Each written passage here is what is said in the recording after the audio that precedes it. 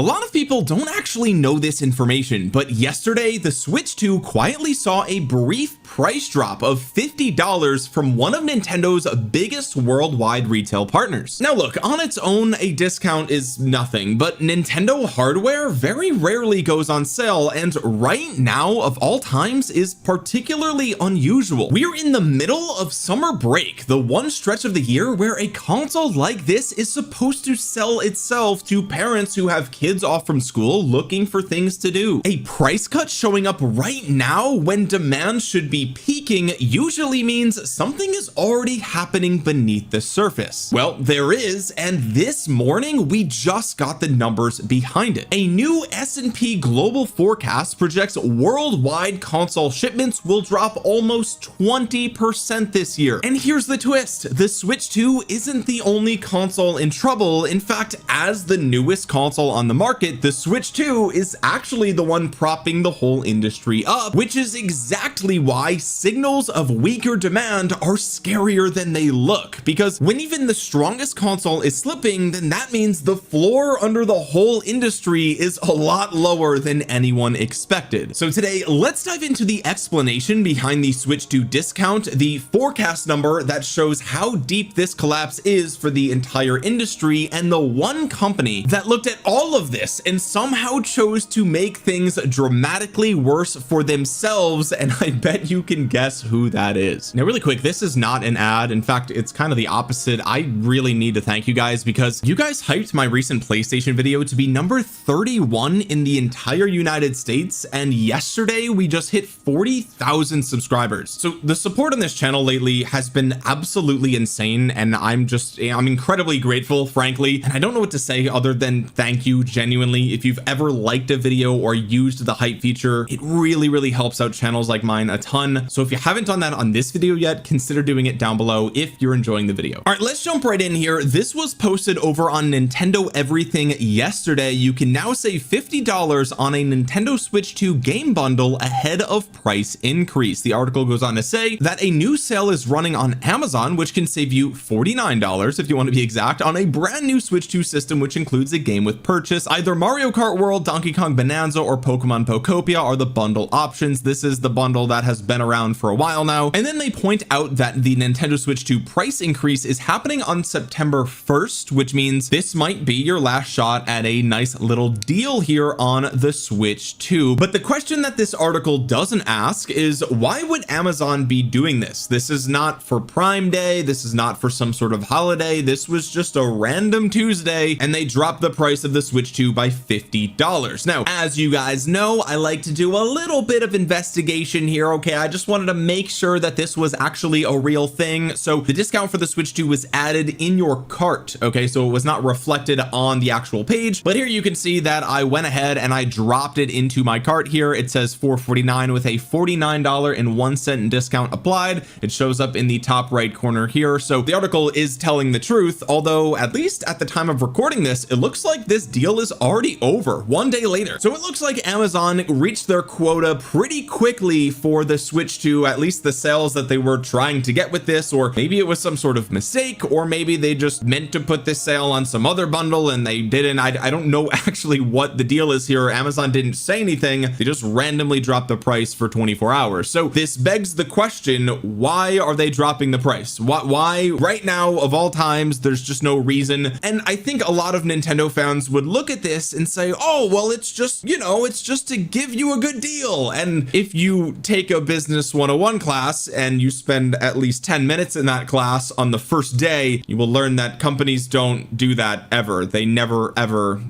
There are 0 times in history where companies just give you a deal for no reason. There's always a reason, especially with a publicly traded company that is trying to maximize profits in all possible areas. There's always a reason why prices go down. Okay, and as I said at the start of this video, we are in the middle of July. We are past July 4th. We are in the heart of summer vacation for kids around the United States, and this is when console demand, at least for the summer demand should be peaking, right? This should be when everyone's buying a console, and yet we see Amazon willingly dropping the price of the Switch 2 choose your game bundle. So why might that be? Well, as I've said on the channel before, let's just use some very basic understanding, some very basic business logic, right? If something is selling extremely well, the price does not need to come down, right? I mean, that is very basic supply and demand. If demand is meeting or even exceeding supply, then the price is completely fair. It's accepted by the vast majority of the market, and so people are spending, and there's no reason to make less money on that product, right? I mean, why would you do that? Why, in a world where Amazon, as a publicly traded company whose primary interest is to maximize profits, why would they intentionally take less profit on a product that is selling super well? Well, the answer is the inverse of that logic, right? The most reasonable and logical conclusion to arrive at is that the summer demand for the Switch 2 is actually falling short of what Amazon may have expected, at least internally. Now, we did not see other retailers match this discount, so this was not available at Walmart, Target, Best Buy, GameStop, so this is not an industry-wide thing. But what we can learn here is that, at least for Amazon, the demand for the Switch 2 at this point during the summer probably lower than they expect, and we're not going to know that for sure until we see some financial reports, but there's just no other logical conclusion to arrive at, right? The alternative argument is that they're just a generous company that really cares about their customers, and I mean, we're talking about Amazon, right? Like let's just throw that idea in the garbage, because that's obviously not what's happening here. But let's say you don't buy that argument, right? Let's say that, okay, well, that's not really like evidence that demand is softening, so like what are we even talking about, right? Like, okay, fair enough, right? Let's look at the Japanese market to compare to what we're seeing here with what I'm saying is probably a little bit weaker demand. Right now, again, I want to be very clear, this is one day, so it's not like this is a fire sale, it's not like they're panicking, okay? It's just a one-day thing, quick little move units for 24 hours and then it's over, okay? So I'm not going to sit here and say that the Switch 2 is collapsing, failing, whatever, but let's look at Japan, which is where the Switch 2 has been tremendously successful, more so successful than anywhere else. And according to the recent Famitsu data for the launch of Star Fox, which is a flagship Nintendo franchise, which frankly hasn't seen enough love lately, but at the end of June, when Star Fox came out, we saw that it only sold 42,000 copies at retail. Now, this is physical copies, and the Switch 2 has about a 50-50 split digital to physical, but let's assume that it sold more digital just to be as generous as possible to the Switch 2. Okay, even still, we're seeing less than 100,000 units of Star Fox sold in its opening week, and here's the kicker, it did not move Switch 2 units. And I'm not saying that like as an opinion, it objectively, week over week, the Switch 2 sales are flat between the week prior and this week. And again, you don't have to take my word for it, this is the week right in the middle of June, and the Switch 2 sales were 26,000. So in fact, we actually see Switch 2 sales declined by about 2,000 units week over week between the week prior to Star Fox and the week of Star Fox launching, right? So again, in a vacuum, this is not anything, right? It's not anything, it's just flat sales, it's not a big deal, right? Especially because the price just increased for the Switch 2, so a lot of demand was pulled forward. But what we can say for sure is that the launch of Star Fox did not move additional units objectively, right? I mean, it simply did not. If sales were flat, if not slightly weaker, the week of Star Fox releasing. Okay, so now we've got 2 points on the graph, right? We see Amazon lowering their price of the Switch 2 in the middle of what should be the highest demand portion of the summer, right, when all the kids are out of school. And then in Japan, we see Star Fox, which is a Nintendo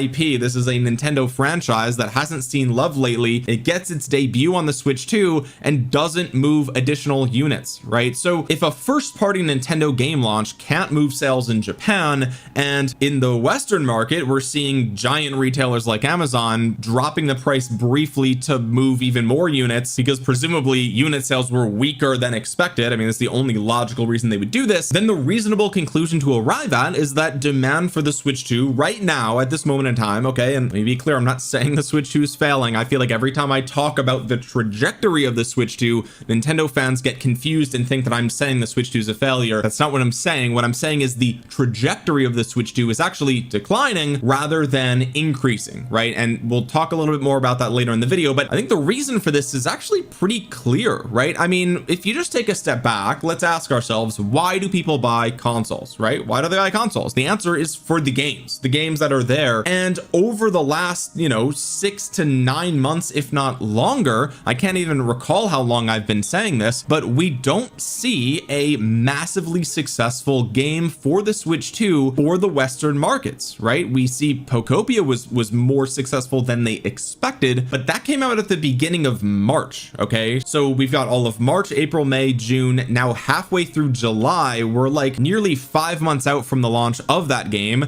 And prior to that, what other Switch 2 exclusives were really moving units? The answer is Donkey Kong Bonanza, which is that came out a year ago in July of 2025, right? So we're looking at 2 games across the last year of the Switch 2's life that were somewhat popular in the Western markets, and the rest of the Switch 2 lineup really hasn't moved the needle. We see Mario Tennis Fever, we see Yoshi and the Mysterious Book, and now we see Star Fox, and these games just, they've got their niche, they've got their core audience, but they're not moving units. And we can look at these 2 stories that I just pointed to, the price drop on Amazon and the flatlining sales of the Switch 2 in Japan, as evidence of that demand, right? The demand is flat, if not decreasing, and every single game release over the last couple of months hasn't been able to change that around, right? And so while the demand for the Switch 2 was hot in its first couple of months, the story is that the trajectory is that it is trending downwards, not upwards, right? And that's weird because if you look at the Switch 1, for example, or the PS5 or the Xbox Series, a lot of these consoles, they have a bigger second year than they do first year, right? And that is projected to not be the case for the Switch 2. Its first year will be more successful than its second year, so it's not picking up steam, it's actually losing steam. And that, again, that's not my opinion, that's just objectively what's happening here based on Nintendo's own forecast. They said that back in May. It made headlines everywhere. Nintendo hikes Switch 2 prices and expects console sales to decline as memory crunch bites. Nintendo forecasts sales of 16.5 million units of the Switch 2 in its fiscal year ending March 31st 2027, a decline from the previous year, right? So again, this is not my spin,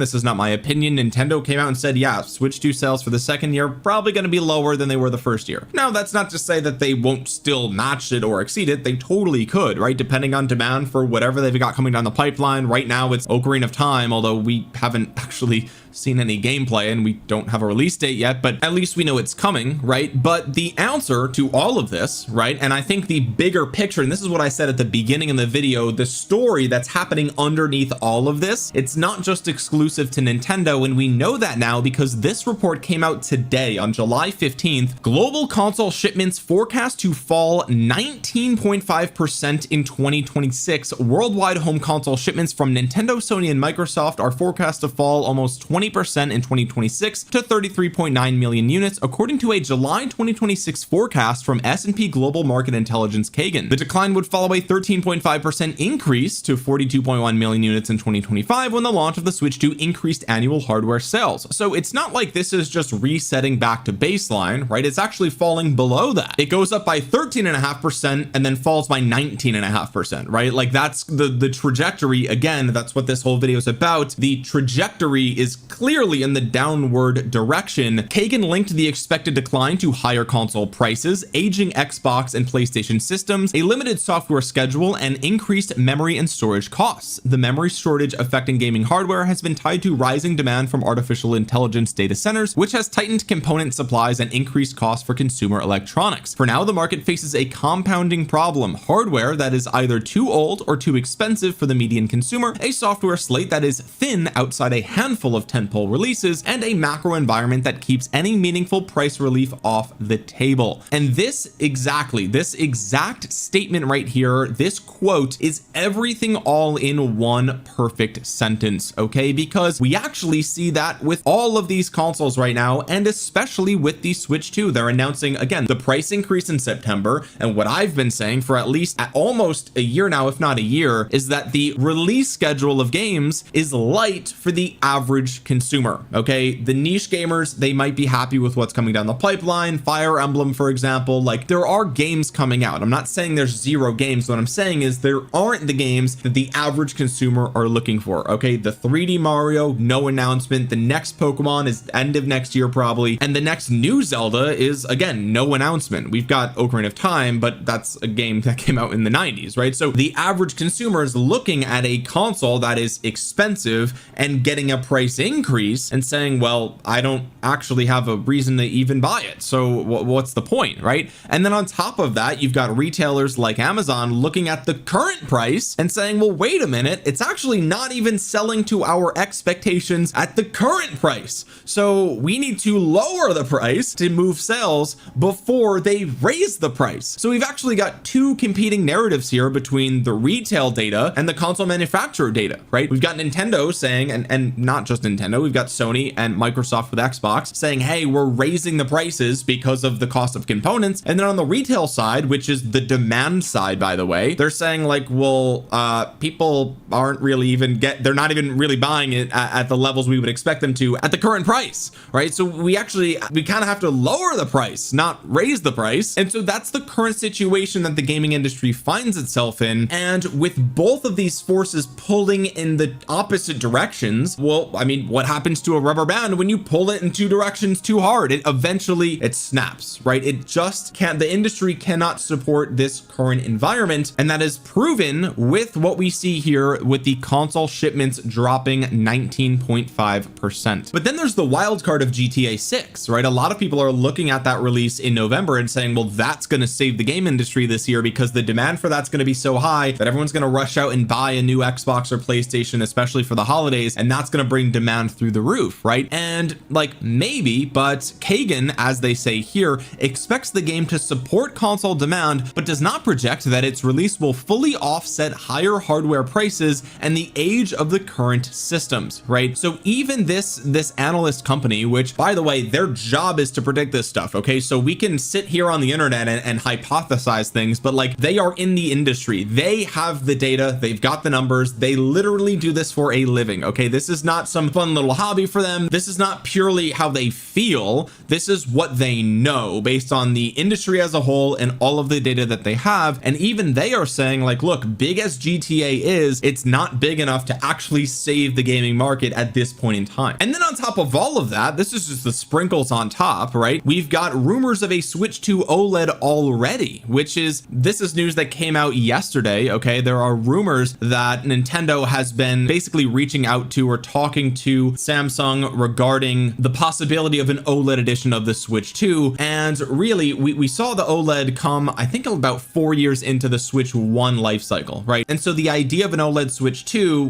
this has only been a year, right? The Switch 2's only been on the market, and we're now hearing about rumors, okay? This is just rumors. There's nothing confirmed, nothing coming down the pipeline, but it feels early, right? So we've got rumors of the OLED Switch 2, and then we also know that in February of 2027, the European Union is basically forcing consumer electronics to have consumer replaceable batteries, okay? So that means at that point in Europe, there's gonna be a whole new Switch 2 model that will have a user replaceable battery, which ideally would be just a better thing. I mean, I'd personally rather have a console where I can change the battery on my own than one where I cannot, right? I mean, that's just a win for the consumer, except for the fact that, you know, maybe it leads to lower quality batteries, or maybe the console's a little thicker, a little heavier, because you have to account for those things. That's besides the point. In general, I would say consumers would prefer the ability to change out the battery rather than need to either buy a new one, send it in for warranty service, ship it out to have the hardware repaired, whatever the case might be, right? So now we've got potentially two different models of the Switch 2 coming down the pipeline, the OLED model and the user replaceable battery model, at least in Europe, okay? So with those two things potentially coming in the pipeline, there's going to be consumers on the sidelines saying, well, wait a minute, why would I buy a Switch 2 now when one or both of these models could be available to me in the future? They're clearly better, right? Well, I'm just gonna wait for the better one to come out, you know what I mean? Especially because, like I said, there might not even be any huge games that people want to play on the Switch 2 right now. Some of the games that are on there, Metroid Prime, Pokemon Legends EA, like you don't even need a Switch 2 for those games anyway, right? Tomodachi Life, the Mario Galaxy 1 and 2 bundle, like lots of the biggest hits for the Switch 2 have actually been Switch 1 games as well. And so while the entire gaming industry is shaking under its own weight and it is struggling to support itself, right? And if you think all the layoffs and everything that we've seen so far, if you think that the industry is already collapsing, I've got bad news. This is just the beginning, okay? Because amongst all of this, while all this is going on, there's one company out there that decided to actually just make things worse for themselves. And of course, we're talking about Sony with their PlayStation decisions. This was posted just the other day: a triumph of corporate convenience over consumer choice, backlash to PlayStation killing discs in intensifies as retailer association slams Sony, saying it takes away consumer choice from gamers. Sony's controversial decision to stop releasing PlayStation games on physical discs means all new PS5 games launched from January 2028 onwards will be digital only, something that's almost certain to continue on PlayStation 6. The online backlash has been loud and clear. A high-profile petition calling on Sony to reconsider its decision has just passed the 300,000 signatures milestone, and in the past few days, PS5 users have taken to social media to share screenshots of canceled PS Plus subscriptions. Okay, this is the petition, by the way, 317,000 signatures. I, of course, signed this already, and I will link this change.org into the description below. So if you guys haven't signed this yet, I highly encourage you to do so. At least try to make your voice heard here. And then on top of that, right, this was reported by Fortune magazine, Sony essentially destroys its own defense. How its disc-free PS5 plan triggered a $457 million lawsuit and undercut its antitrust defense. Sony's plan to phase out physical PlayStation 5 discs by January 28 has moved from a public relations problem to a legal one. Dutch consumer group Stitching I can't pronounce that, has filed a $457 million lawsuit on Tuesday on behalf of 1.7 million Dutch PlayStation users, arguing Sony's 30% PlayStation Store commission will inflate game prices once physical alternatives disappear. This comes amid backlash to Sony's move to get rid of physical games, with thousands of gamers flooding Sony's PlayStation blog announcement to vent their anger, ranging from disappointment to threatening to stop supporting PlayStation altogether. And the backlash continues, folks. PlayStation's social feeds are still on fire, and Sony isn't answering. Sony's disc-ending backlash floods every PlayStation post 2 weeks on, burying third-party game reveals with 65,000 reply onslaughts. Guys, if you stopped giving Sony shit for this, I highly encourage you to continue giving them shit for this on Twitter, on social media, on their blog. Anywhere you see PlayStation or Sony, do not let them forget that they are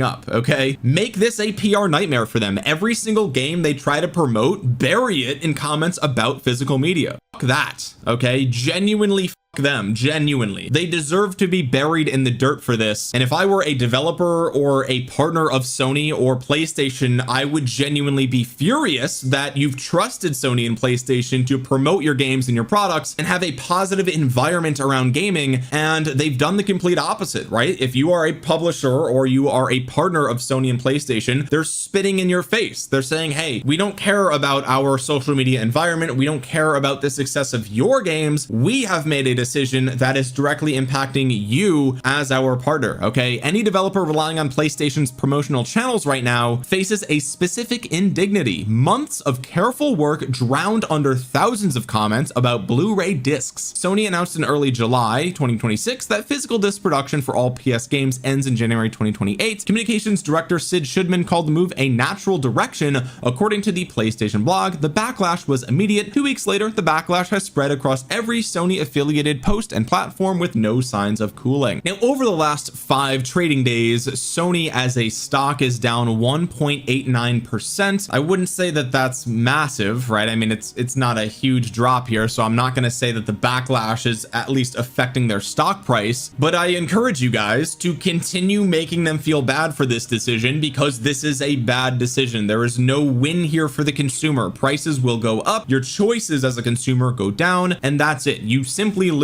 Whether, even if you only buy digital ever, okay, you losing a choice definitely affects you, because then the price of things stays higher. You understand? So with them erasing physical media, then it erases the ability for people to buy games at a discount at GameStop or eBay or wherever they might buy a used game. And so if there's only one place to buy PlayStation games, that's kind of called a monopoly, right? It's not exactly, I'm not going to get into the breakdown there, right? Because you can play games on other platforms. But my point is, if you want a PlayStation game and the only place to buy it is through PlayStation Store, well, they have complete control over the price. And why would they ever lower the price? They never will do that. So even if you're a digital only person, this negatively affects you clearly, right? Obvious. It's very clear that this happens. So everyone is affected here, and you should definitely make them feel bad for this. But again, frankly, it's just sort of shocking to me that Sony and PlayStation would choose to literally point the barrel at their own foot and pull the trigger while the whole building building's on fire, right? Like what are you actually doing? What are you doing? Who is in charge here, right? I mean, clearly they're focused on the shareholders in the short term, but in the long term, when no one buys their $1,000 PlayStation 6, because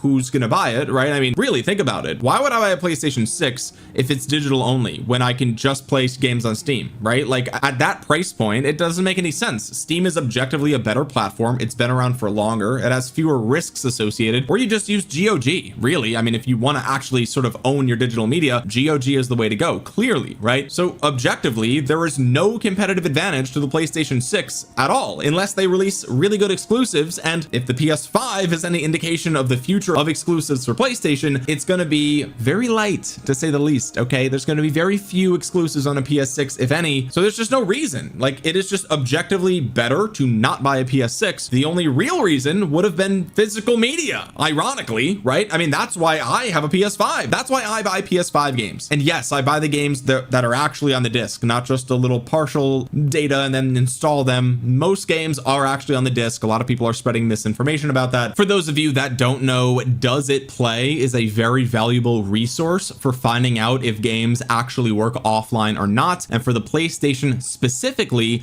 there's about a 97% yes rate for offline play. Only 13% require a download. So again, a vast majority of games are playable offline from the disc themselves. So don't let anybody fool you saying, oh, the discs don't actually do anything, they just prompt a download. That's just overwhelmingly not true for a vast majority of titles. And like, really, Sony's management should probably be fired or restructured or something like that, because Sony CEO sells over half his stock after controversial PlayStation decision leaves fans furious. So he's putting his best interests above that of the future of the company. He knows better than anybody the trajectory of the company as a result of this decision, right? He knows in the short term, like, okay, sure, like you're gonna get a little bit more money from digital sales on the PlayStation 6 or whatever the case might be, but in the long run, the PlayStation is going to be obsolete. And I'm not just talking about the hardware is not going to be able to compete. I mean, the idea of a gaming console without a disk drive or without a cartridge slot is just a computer. So there's no competitive advantage to buying the Sony computer over just an actual gaming computer that can run Steam. And the writing is on the wall, right? Don't listen to what they say, watch what they do. They will tell you one thing and say everything is fine, and then as soon as they announce this stuff, they sell 56% of their shares, so they reduce the amount of skin in the game they have by over half. They're gonna let you suffer the backlash. They're gonna let you take the fall. They're gonna let your portfolio go red while half of theirs is sold right now, possibly at the local peak. He knows the stock price is gonna go down in the long term. That's why he's cashing out over half of his shares. He's telling his shareholders it's in their best interest that he does this. Meanwhile, he doesn't want to stick around to see what actually happens. His decisions and his own personal actions with his own shares speak volumes on what he actually thinks the outcome is going to be in the long term of Sony and PlayStation. If that doesn't scream that they need new management, I don't know what does. So again, in conclusion, the entire industry is in trouble right now, not just the Switch 2 with its obviously softening demand, not only in just the Western markets, but also in Japan. It's kind of looking a little bit flat now as well. But then on top of that, we've got the rest of the industry is projected to be shrinking by 19.5%, at least consoles sold or shipped. And then you've got Sony off in the corner just pulling the trigger on themselves and then pretending everything is fine, right? It's been 2 weeks. Everything's not fine. Clearly it's not fine. Now you're being sued. You deserve it, by the way. And that's the current state of the gaming market, right? I mean, really, how much worse can it get? We just saw all the layoffs over at Xbox. I mean, like, the answer is much worse, actually, much worse, because all of these things point towards further weakening of demand, lower console sales, which leads to lower console production. The AI thing is not ending anytime soon. So this is actually a snowballing effect, right? So it's bad now, and that snowballs into worse sales later, which in turn will show up as worse quarterly reports, which in turn is a lower stock price, which means more layoffs, which means fewer games, which means fewer sales, which means, and you can see how this goes, right? I mean, like, it's pretty clear what's happening here, and we're in the first innings of all of this, which is the scary part, because it feels like ever since like October, things have been quite quite bad in the gaming industry, and we're just getting started, really, and that's the truth. And like, just to be clear, me saying things are going to get worse isn't just my opinion. I'm not trying to like fearmonger here. That's the conclusion that the same analysts arrived at that we talked about just a minute ago. Kagan projects that shipments will fall again to about 27.1 million units in 2027 before beginning a gradual recovery that would bring annual volume up to 37.4 million units by 2030. So clearly things are going to get worse before things get better, and that's the snowball effect at play. I'm really interested to see what continues to happen over the next year or two in the gaming industry. Of course, I will be here to cover it, so if you don't want to miss any of the breaking news stories, make sure you drop a thumbs up down below. It really helps out the channel a ton. Now, you might have seen a bunch of my videos and think that you're subscribed, but double check down below because you're actually not.